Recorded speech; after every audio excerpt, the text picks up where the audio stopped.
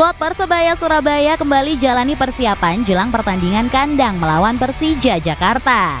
Dalam latihan yang digelar sore kemarin di Stadion Gelora Joko Samudro Gresik, kondisi mental pemain sedang bagus pasca kemenangan di 2 laga terakhir.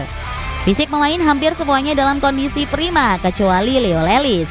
Bek asal Brasil ini terpaksa menjalani latihan terpisah karena masih berkutat dengan cedera ankle.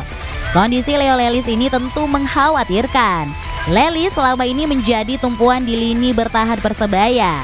Bila Leo Lelis absen di laga nanti, maka Paulo Victor akan menjadi satu-satunya legion asing di pertandingan lawan Persija. 2 pemain asing lainnya yaitu Soyamamoto dan Ze Valente dipastikan absen akibat harus jalani sanksi akumulasi kartu kuning. Padahal kedua pemain diandalkan di lini tengah dan membantu serangan.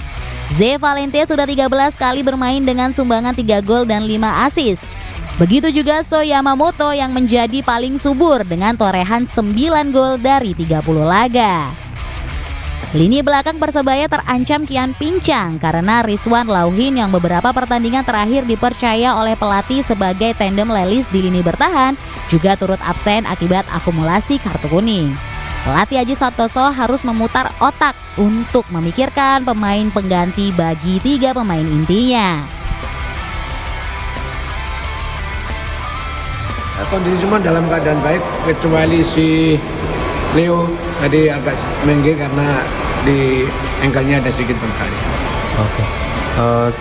Jelang lawan Persija ini kan ada beberapa pemain yang tidak bisa main, terus ada 3. Iya, ada banyak pemain yang tidak bisa main, ada Rizwan, Z sama Su pasti tidak bisa main. Nah, ini saya harus memutar untuk mencari pengganti mereka yang kira-kira yang pas. Tetapi saya sampaikan kepada seluruh pemain, justru ini kesempatan buat pemain-pemain yang selama ini menjadi pemain pengganti untuk bisa tampil dari awal, yang mereka harus menunjukkan ya kalau mereka juga memang pantas untuk diberi kesempatan bermain. Jadi menurut saya ini satu kesempatan bagus untuk bisa tampil pemain-pemain yang selama ini sebagai pemain pengganti menjadi pemain starter. Persebaya masih memiliki 4 laga tersisa untuk dimanfaatkan mengoleksi banyak poin demi mengejar target finish 6 besar di klasemen Liga 1. Nanda Andrianta, JTV.